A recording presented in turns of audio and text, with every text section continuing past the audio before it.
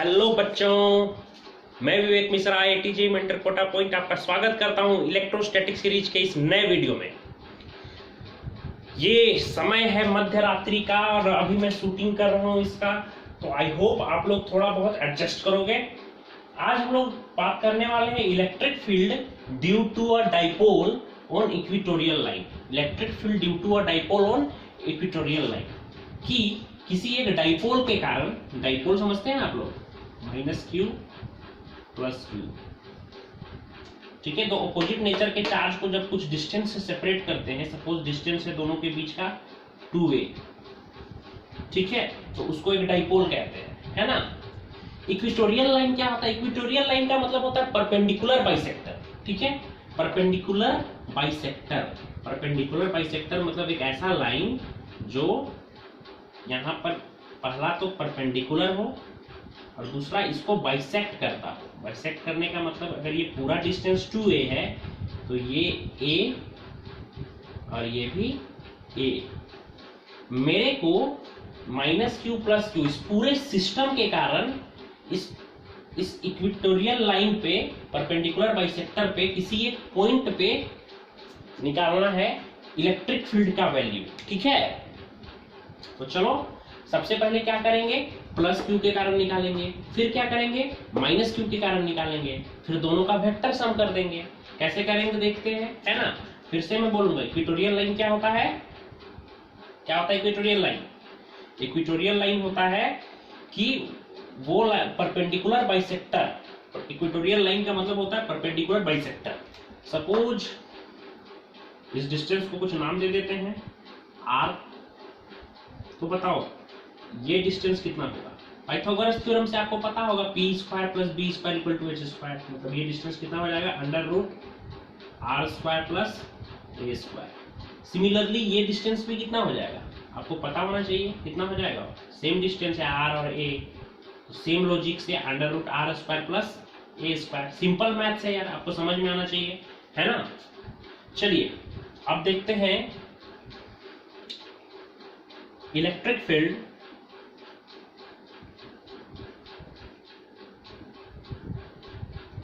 Due to, सबसे पहले किसके कारण निकालें, -q या +q? चलो -q के कारण निकाल लेते हैं, due to -q। Suppose electric field है E1, ठीक है। तो बताओ इलेक्ट्रिक फील्ड का मैग्नीट्यूड क्या होता है? इलेक्ट्रिक फील्ड kq/r², क्या यहाँ पे -q है तो -q साइन लगाएंगे क्या? नहीं, इलेक्ट्रिक फील्ड एक वेक्टर क्वांटिटी है, तो डायरेक्ट लिखेंगे kq, और इस चार्ज से यहाँ के बीच का डिस्टेंस कितना है, इस पॉइंट के बीच का डिस्टेंस कितना है, √r² + a², ठीक है, यही डिस्टेंस है ना। तो √r² + a² का होल स्क्वायर। जिन बच्चों को याद नहीं आ रहा वो देखिए, मैंने बताया है कि electric field is equal to क्या होता है, kq/x²। x क्या है, डिस्टेंस है, तो यहाँ पे डिस्टेंस कितना है, √r² + a², तो क्या हो जाएगा, kq/r² + a²। यही होगा ना, रूट और स्क्वायर कैंसल। पर सोचो इसका E1 का डायरेक्शन किधर होगा, E1 का डायरेक्शन -q के कारण डायरेक्शन किधर होगा, इस तरफ होगा E1 का डायरेक्शन, है ना।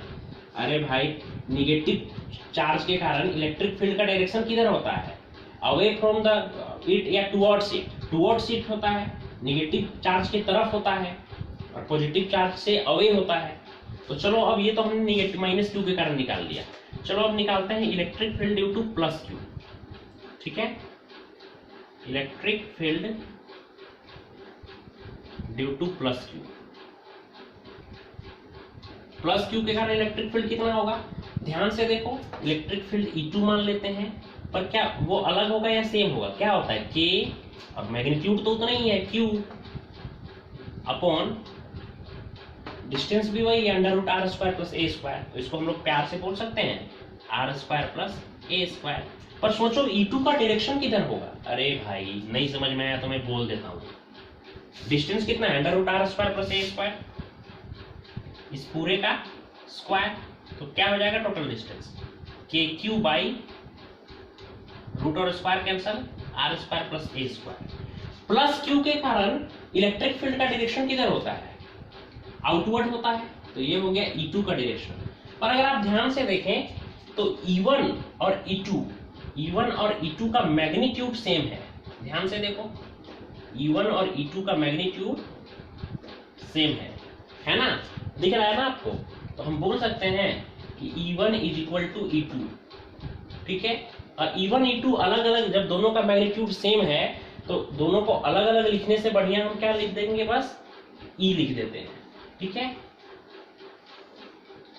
इतना आप लिख लीजिए, आपको यहाँ तक समझ में आना चाहिए। माइनस क्यू के कारण तो यहाँ पे इसको भी E लिख लेते हैं, इसको भी E लिख लेते हैं, पर ये वाला E प्लस क्यू के कारण है, तो पॉजिटिव के होने के कारण क्या होगा, ये अवे फ्रॉम द चार्ज, और ये माइनस क्यू होने के कारण टुवर्ड्स द चार्ज होगा, है ना। चलो मैं इस एंगल को, ये एंगल है थीटा ऐसा मान लेता हूँ, ये एंगल भी है थीटा। अब इतना जल्दी से लिख लीजिए, उसके बाद हम लोग आगे बात करेंगे।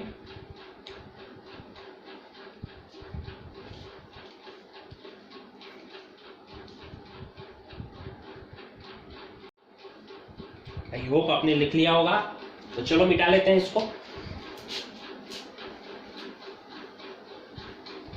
तो अब तक हम लोग को क्या समझ में आया, E का वैल्यू कितना है,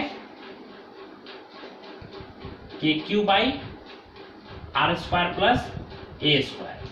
प्लस क्यू के कारण E इस तरफ है, माइनस क्यू के कारण E इस तरफ है।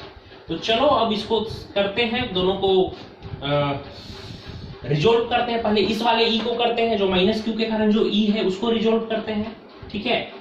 ये एंगल क्या है, थीटा है। तो चलो यहाँ पर भी एक एंगल बना देते हैं, यहाँ पर भी एक लाइन ड्रॉ कर देते हैं, इसके पैरेलल है। तो ये अगर थीटा है तो ये एंगल भी थीटा होगा।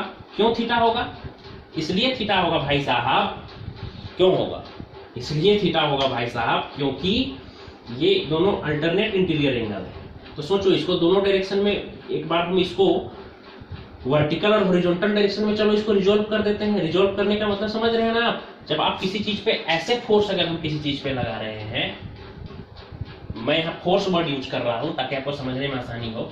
जब मैं किसी चीज को ऐसे पुश कर रहा हूँ, ऐसे धक्का दे रहा हूँ, इसका मतलब मैं दो डायरेक्शन में इसको धक्का दे रहा हूँ, एक तो इसको नीचे की तरफ, एक आगे की तरफ, ठीक है ना। तो इस फोर्स को दो डायरेक्शन में रिजॉल्व कर सकते हैं। उसी तरह जब फील्ड ऐसे लग रहा है तो हम इसको दो डायरेक्शन में रिजॉल्व कर सकते हैं, एक आगे की तरफ और एक नीचे की तरफ, है ना। तो चलो रिजॉल्व करते हैं। जिधर थीटा होता है उधर क्या, कोस थीटा, ये हो जाएगा E कोस थीटा, है ना। और जहां थीटा नहीं है वहां पे साइन थीटा, E, तो यहां पर हो जाएगा E साइन थीटा, यही ना। आई होप आपको समझ में आ रहा हो, ठीक है। ठीक है, अब सोचो, ये E ऊपर की तरफ लग रहा है, चलो इसको भी दो डायरेक्शन में रिजॉल्व करते हैं। ये एंगल थीटा तो ये भी थीटा होगा, है ना। इसको भी दो डायरेक्शन में रिजॉल्व करते हैं। कैसे करेंगे दो डायरेक्शन, अच्छा बताओ, तो ये थीटा तो ये भी थीटा, ये थीटा क्यों होगा, क्योंकि सोच, ये थीटा तो ये थीटा होगा ना, तो कॉरेस्पॉन्डिंग एंगल तो इक्वल होते ही है ना। सोच इसको कैसे रिजॉल्व करेंगे, अगर किसी भी चीज पे हम ऐसे फोर्स लगा रहे हैं, मतलब दो डायरेक्शन पे फोर्स लगा रहे हैं, एक तो उसको ऊपर की तरफ फोर्स लगा रहे हैं और एक इस तरफ फोर्स लगा रहे हैं, या फिर ऐसे भी बोल सकते हैं, जब हम किसी प्रोजेक्टाइल मोशन आपने पढ़ा होगा, जब किसी भी चीज को ऐसे फेंकते हैं तो दो डायरेक्शन में हम उसको वेलोसिटी देते हैं उसको, एक तो ऊपर की तरफ और एक आगे की तरफ, है ना। ऊपर जाते हुए जब ऐसे फेंकते हैं तो ऊपर जाते हुए ऐसे आगे बढ़ती है, ठीक है। ऑलराइट, चलो देखते हैं।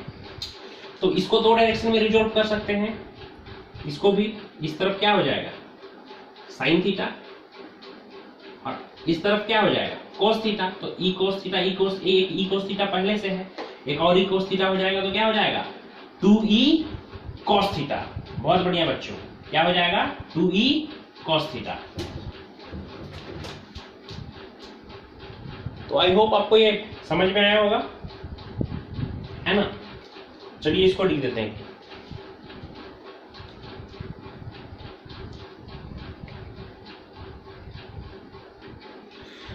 रूम में एक छोटा सा चूहा घुस आया था, इसलिए मेरे को वीडियो रोकना पड़ा।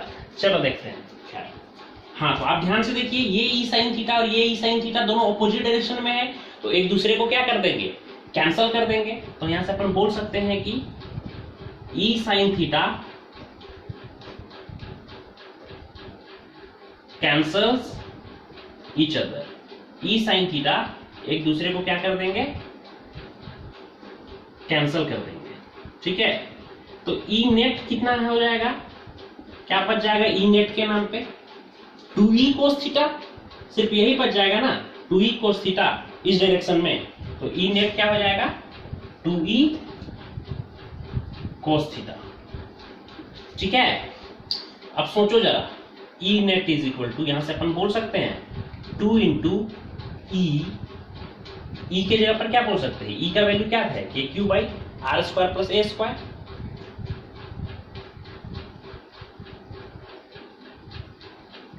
और कोस थीटा कितना होगा, देखो ये थीटा है, cos theta is equal to B by H होता है, बी कितना है ए और एच कितना है under root R square plus A square, तो क्या हो जाएगा cos theta B by H मतलब A by under root R square plus A square, A by under root R square plus A square.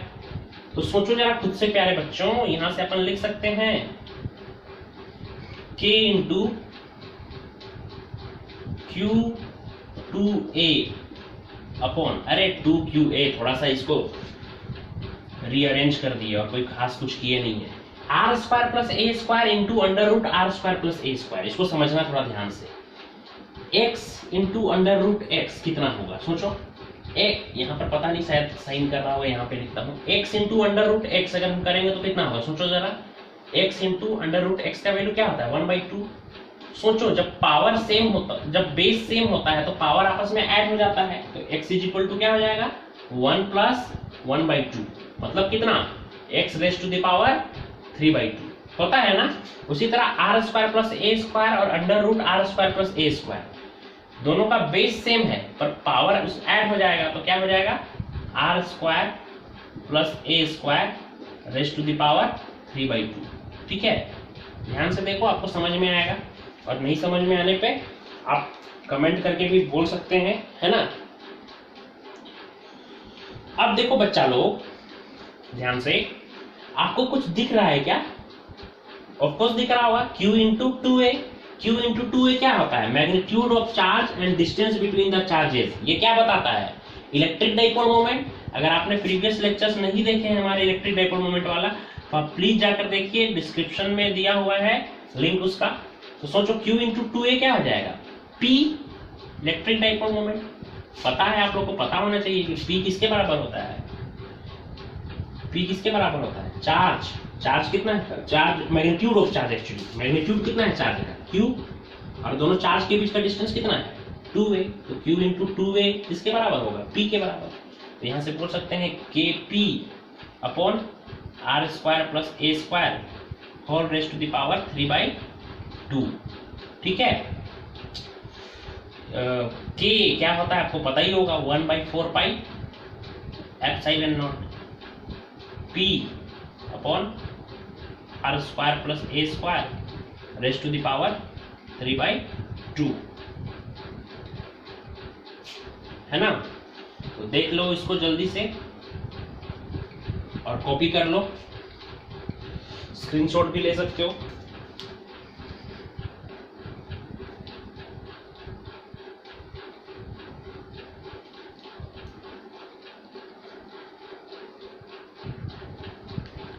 अब देखो बच्चा लोग, ई नेट का क्या एक्सप्रेशन आया, देख लो एक बार ध्यान से, मैं लिख देता हूं जो भी हम लोग लेके आए। ई नेट का क्या एक्सप्रेशन आया,